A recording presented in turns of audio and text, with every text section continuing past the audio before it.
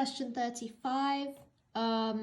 Sorry, I just want to apologize for skipping so many questions. I just think some are self-explanatory. And in this case, I already have done several videos, as you can see, so we're only going to talk about hip dysplasia. So what is it? It's when there's abnormal development of the hip joint.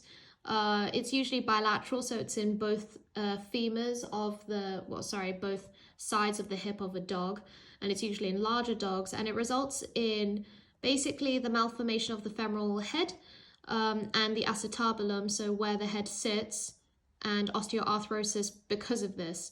Why does it happen? Because it's in larger dogs, we can guess it's genetic. It can be lifestyle as well. So say if the dog is fatter, that isn't going to help the situation.